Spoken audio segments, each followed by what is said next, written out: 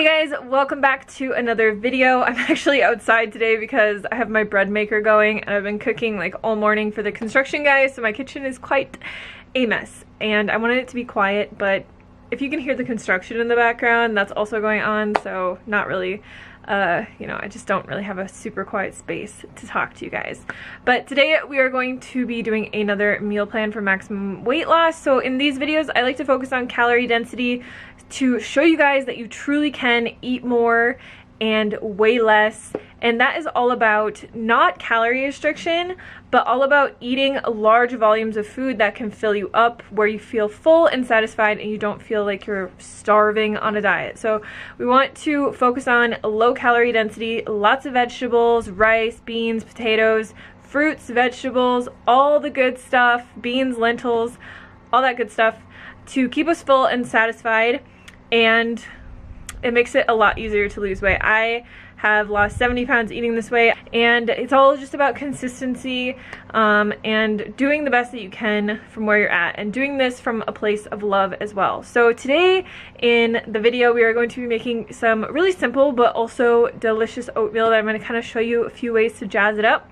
And then we have some red lentil chili for lunch, so I'll show you guys how I typically eat that and how I make like my 50-50 plate and all that. And then for dinner we're going to be making a lentil loaf, and this is one of my most requested like recipes whenever I go to a family gathering, or like when it's the holidays. Derek always asks me to make it because it's really good. If any of you are from the Midwest, meatloaf was like a thing when I grew up and we ate a lot of it. It's kind of gross to think about now, but this is basically like the same version of that but with lentils, and it's very filling, it's low fat, it's delicious, and people love it. So if you need something for Thanksgiving or Christmas or anything like that, whip out this recipe and let your family try it. So that is what we have for today, and without further ado, let's just jump into the recipes.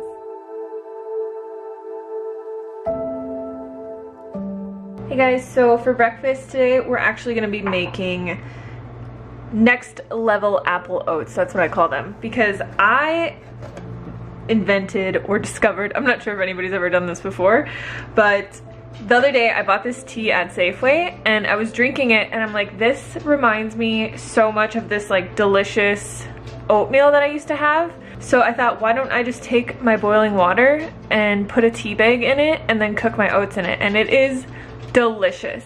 So here I have my tea bag and I'm just gonna pour this cup of boiling water over top, and I'm just gonna let this sit. So I will just let that steep for a few minutes, but you could really use any kind of tea that you want. I haven't tried it with this coconut one yet, but I feel like it would be so good. But I mean, they even have like this Celestial brand even has like apple, like a cinnamon apple spiced one, which I feel like would be so good. But this really just like gives it such a different flavor. Like if you have any tea that you like, preferably like a caffeine-free tea, highly recommend trying this because it really gives your oats a lot of flavor. So to make these apple oats, I'm gonna make this in my Instant Pot. All right, so I have this on the saute function and I'm just gonna add a little bit of water. And then this is one giant apple that I cut up, and I feel like it just cooks a lot better and it's easier to eat if you cut it into these little small tiny cubes. So we're gonna add this into here, and then I'm just gonna add a little bit of cinnamon. So when you do this like tea bag kind of thing, you don't really want to add tons of flavor because the tea will actually give the oats a lot of flavor. So I'm gonna let this cook for about a minute or two. My tea just needs to steep for 2 minutes as well. All right, so this has been cooking for 2 or 3 minutes, and now we're gonna add in the rest of our ingredients. So I have half of a cup of rolled oats here, and then I just have my cup of tea water. It's actually about 3/4 of a cup. So I'm gonna add that in. And then I'm just gonna cook this until the oats get nice and thick and the apples are all cooked. So usually this takes about 5 to 7 minutes. Alright, so our oats are done. You can see how thick they are. I like to cook them until they're really thick because I just don't really like runny oats. Alright, so now we can put this into a bowl. And you guys, this is really low in calorie density. So like for the apple, it's 100 calories, I'm guessing. And then the oats are like 150. And this makes a pretty big portion, if you can tell. So we're gonna add some stuff to this. I really like to add soy milk just because it gives it like this nice creamy flavor. Some of that in there. You could also add like coconut yogurt or any kind of plant yogurt to this. And then I'm also going to add maple syrup, but if you want, you could also just add like stevia, or you could even add some chopped dates into here when you're cooking it. I really love drizzling maple syrup on top. Then I'm going to add some raw buckwheat. So I really like raw buckwheat because it's nice and crunchy, and it just kind of gives it more of like a muesli crunch. And then just a little bit of coconut. So you can really jazz this up any way that you want. You could add like peanut butter on here if you really wanted to, or like PB2 powder would be better for weight loss. But I honestly wish you guys could smell how good this smells, because the oats, I just love cooking it with the tea because it has like so many different flavors in there. There's like cardamom and ginger and cinnamon and all these different flavors, and it just smells so good. So yeah, definitely try it, you guys. I am obsessed with this, and I am not really an oats person, but ever since I discovered this, I've been eating them every single day. So let me know in the comments box below if you guys have ever tried that kind of little hack, or if you try it, let me know and tag me on Instagram. But yeah, that's pretty much it for this recipe. It's super simple. It takes 5 whole minutes to make, and you will love it. So today we're gonna be making red lentil chili, and I'm gonna show you kind of the lazy way how to do it in the Instant Pot, but I will give you instructions for the stovetop as well. So basically we're gonna take our ingredients and throw them in the Instant Pot. Now you can saute your onions and garlic if you want. This is the lazy way, so we're not actually going to be using garlic cloves. I wanted these recipe videos to kind of show you guys how to switch things around and kind of incorporate different spices and things if you don't have all the ingredients, just so that like you don't feel like you have to go to the store all the time to make a recipe. So we got our onion here. Like I said, if you want, you could chop up garlic and saute onions and garlic.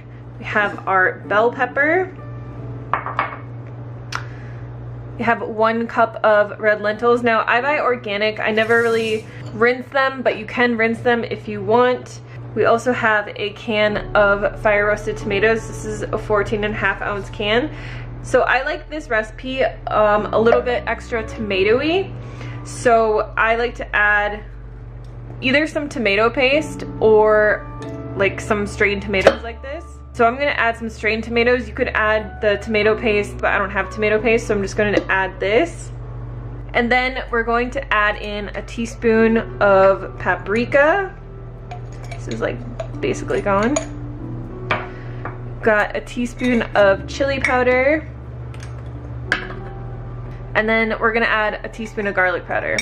So you don't have to add this if you sauteed onions and garlic, but garlic powder is actually roasted, so it has like a different flavor than if you just sauteed like onions and garlic. And then we have 2 cups of water we're gonna add into here. We're also going to add in 2 tablespoons of maple syrup. This just gives it kind of like a nice sweet flavor. And then we're going to add in a tablespoon of vinegar. So use whatever vinegar you have. It just gives it a nice flavor like the maple syrup does. So I've used Ume plum vinegar, I've used balsamic vinegar, I've used this apple cider vinegar. I think it all kind of tastes the same. You could also use red wine vinegar. And then I always like to add better than bouillon just because it gives it more of a like in-depth flavor, but you could skip this and you could just add salt at the end, or you could just have this totally salt-free as well. Then you just want to stir everything up really well. If you are doing this on the stovetop, you're going to want to bring this to a boil, reduce it to a simmer, cover it and cook it until the lentils are cooked. So it should take about 20 to 25 minutes. I'm going to put this on high pressure in my Instant Pot for 20 minutes, and let it naturally release. And then while this is cooking, I'm going to cook some rice in my rice cooker because we're gonna eat this with rice. All right, so our chili is all done. So I like to eat this with rice, and I just steamed some kale up for my 50-50 plate here. So I'm just going to add some chili on top. And then I usually like to put hummus on top of here. I don't have any of my homemade hummus right now, so I'm gonna use this Trader Joe's eggplant hummus. If you guys ever see this at your Trader Joe's, it's actually an oil-free hummus, and it's pretty low fat. It's only 2 grams of fat for 2 tablespoons. So I'm gonna add some of this on here. If you wanted to keep this overt fat-free, obviously don't add the hummus, or you could add hummus that doesn't have tahini in it. And then I always like to add a little bit of green onion to the top.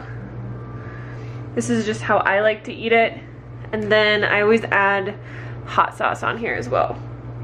So it's pretty simple. You guys can jazz up your meals really easily by just adding little additions to it. This is just how I really like to eat this meal. So we're just gonna go over our base ingredients here. We have a cup of green lentils. These are an actual mix of lentils, and they're sprouted, so use whatever kind of, you know, black or green lentils that you can get. Brown lentils work too. Then we have a half a cup of red lentils here. The recipe calls for a bell pepper, but I actually don't have one because my husband forgot to get it at the store, so I just had this mix of red bell pepper, green bell pepper, and mushrooms that I had in my freezer. So I'm gonna use this. Use what you have, you guys.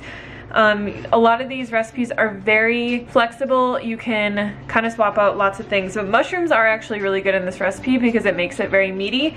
Then we have our chopped carrots, and I also didn't have celery, so I'm just using some celeriac from my garden. Here we have our onion and garlic that we're gonna be sauteing. And this is our cup of oats that I pulsed in the blender. So the recipe calls for 1.5 cups of oats pulsed lightly in the blender, but if you want to use just oat flour, you can just use 1 cup of oat flour, or you could even substitute just like a whole wheat flour if you really want to. And then we also have our 3 tablespoons of flax and our 6 tablespoons of water. So we're quickly just going to make our flax egg. All we do to do that is just mix these 2 together, and then we're just gonna let it sit while we do everything else. So I just like to put it together and whisk it a little bit, and then we'll just set this aside, and this is going to help bind everything together. All right, so we're gonna kind of make this into a 1-pan meal because who wants to do more dishes? I'm going to start by sauteing the garlic and onion. I like to usually use like a little bit of coconut aminos in place of water just because it adds more flavor to it, but you could also use soy sauce, or you could just use vegetable stock or water, whatever you have on hand. Going to add our onions and garlic in here. We'll just let this saute for about 5 minutes or until it starts to become fragrant and smell a bit. All right, so now we are going to add 3 cups of water into here, plus the rest of our vegetables and lentils here. And then we're just going to bring this to a boil, reduce the heat to a simmer, cover it, and cook it until all the lentils are nice and cooked, so it's about 30 minutes.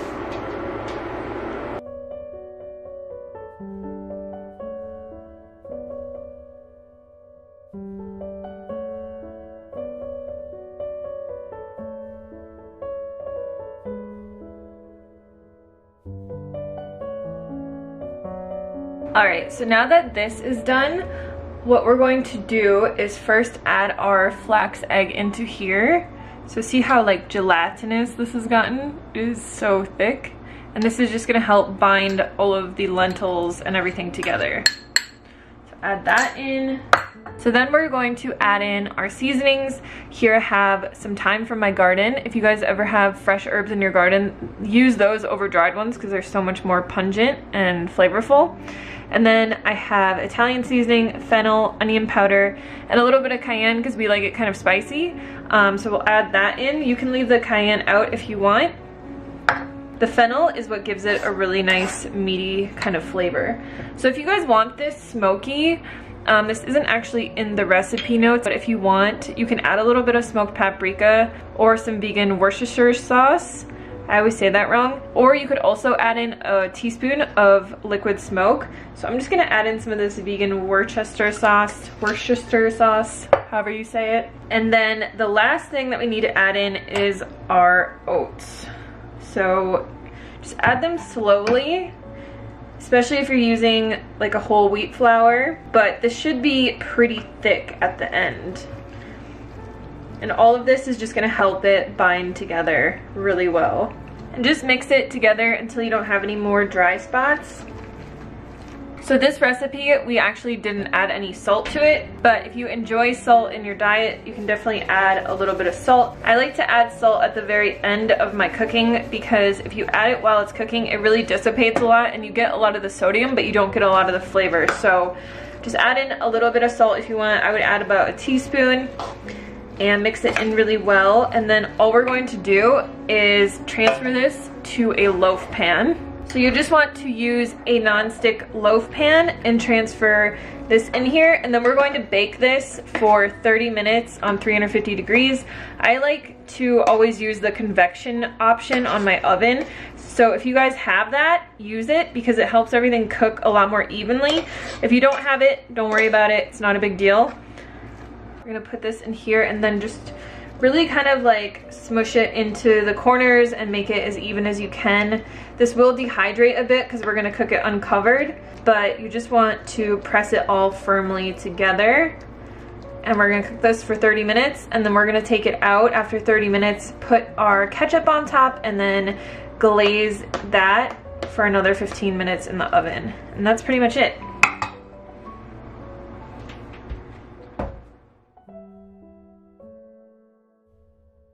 Alright, so now that this has been cooking for a while, you can see that the top has hardened quite a bit and it's getting really dense. So we're just going to add some ketchup to the top. I don't really ever measure this. And then you'll just want to spread this out with a spatula.